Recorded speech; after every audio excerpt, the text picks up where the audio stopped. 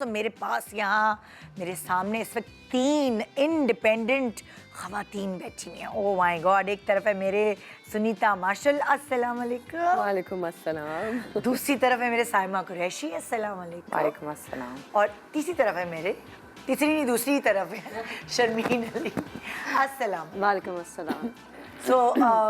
सबसे पहला मेरा सवाल यही है, जैसा कि आज का टॉपिक है कि मैं कहती हूँ कि अपनी बेटियों को गोल रोटियां बाद में पकाना सिखाओ भाई, वो खुद सीख लेंगी यूट्यूब से। उनको इंडिपेंडेंट बनाना सबसे पहले सिखाओ और उनकी गुट्ठी में डाल दो, ब्रेन वॉश कर दो कि भाई तुम्हें पैरों पे खड़े होना है।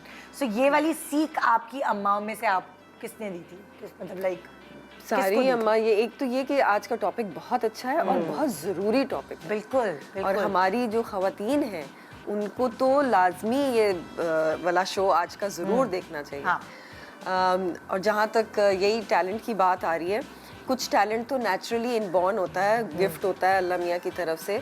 दूसरा, आपको उस टैलेंट को पॉलिश करना होता है। सबसे पहले तो आप रिकग्नाइज करें कि आप में वो कौन सा टैलेंट है। लेकिन उससे भी पहले जब आप बिल्कुल यंग स्टेज में होते हैं, उस वक्त आपको समझ नहीं आ रही होती कि हमने आगे जाके क्या करना क्या है। जो हमारी दोस्तें कर रही होती हैं, हमें लगता है हम भी वही करेंगे, वही करेंगे कि हम उनके साथ रहे जब हमारी इमेच्योर एज होती है। सो मतलब लाइक जो हम अब सोचते हैं अपनी बेटियों के लिए, क्या आपकी माँ ने भी सोचा था? हाँ, मेरी अम्मी तो हमेशा से कहती थी कि मतलब हमारे घर में यही बात होती थी कि अच्छा अभी ये पढ़ रहे हैं तो आगे जाके क्या बनोगी। हाँ। कभी भी ये बात नहीं हुई कि अब शादी इस एज पे करनी है। हाँ। शादी का टॉपिक तो छिड़ता ही नहीं था हमारे घर में ना। यही होता था कि भाई आगे जाके क्या पढ़ना है। तो मैं और मेरी बहन में सिर्फ 1 साल का डिफरेंस है, तो हम लोग यही बातें करते रहते थे या सोचते रहते थे कि अच्छा अभी हमने ये मैट्रिक ख़त्म होगा, फिर हमने इंटर करना है और उसके बाद फिर हम कौन से फील्ड में जाएंगे। तो ये बचपन से ही आपके जहन में डाल दी जाती है बात। और बाकी जो छोटे मोटे जो घर के चोर्स हैं, ये भी लड़कियों को आने चाहिए। ये भी ज़िंदगी का एक बहुत खूबसूरत हिस्सा है और बहुत अहम हिस्सा है। हाँ। तुम बताओ साइमा, तुम्हारी तो अम्मी खुद भी इंडिपेंडेंट ही जाहिर है। अम्मी इंडिपेंडेंट थी, लेकिन अम्मी कभी फोर्स नहीं किया अम्मी ने, लेकिन मेरे अब्बू वो चाहते थे कि मेरी बेटी इंडिपेंडेंट हो, क्योंकि मैंने अपने अब्बू से रिक्वेस्ट की हुई थी कि मैं आर्म फोर्सेस में जाऊंगी। अच्छा। तो आर्म फोर्सेस के लिए मेरे वालिद मान गए थे कि भाई, मैंने कहा वो अब्बू को ये था कि भाई एक बेटी है, वो जो चाह रही है वो करेगी। तो अम्मी ने कहा कि नहीं, एक बेटी है, तुम इसे भी आर्म फोर्सेस में डाल दोगे और ये। मैंने कहा नहीं, मैं तो जाऊंगी। तो मेरे तो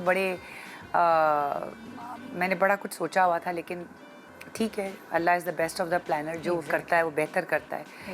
तो बस वो आर्मी में तो मैं नहीं गई, खैर वो फिर बहुत जल्दी मेरी शादी हो गई। वो भी वालदा कि ठीक है भाई, करवा दो। कितने ब्लेस्ड होते हैं वो लोग जिनकी अम्मी के बजाय अब्बू ये बात सोचते हैं। जी, मेरी बेटी को कुछ बनाना है।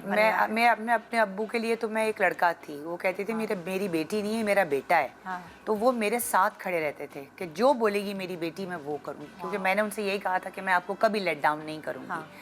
तो वो मैंने जो कॉन्फिडेंस दिया, और वो देखते भी थे कि बड़ी टॉम बॉयश सी है। हाँ। तो जो चाहती है वो करे। तो वो बस अल्लाह के काम है, लेकिन होता है ना, वो कुछ चीज़ें रह जाती हैं, वो एक खलिश सी रह जाती है कि काश मैं ये बन जाती। हाँ। तो वही आप वाली बात है, जो आज का टॉपिक है वो बहुत ज़रूरी है। और मेरा ख्याल से आजकल की लड़कियां माशाल्लाह खुद सोचती हैं कि हमें इंडिपेंडेंट होना चाहिए। लेकिन ज़ाहिर है, जब फैमिली की तरफ से सपोर्ट नहीं आती तो फिर बहुत सारी डिस्ट्रैक्शंस हो जाती हैं, और फिर वो बेचारियां बहुत ज़्यादा सोचती हैं कि हम क्या करें। हाँ। तो मेरा ख्याल से उन फैमिलीज़ को सपोर्ट करना चाहिए अपनी बेटियों को जो कुछ बनना चाहती हैं। बिल्कुल।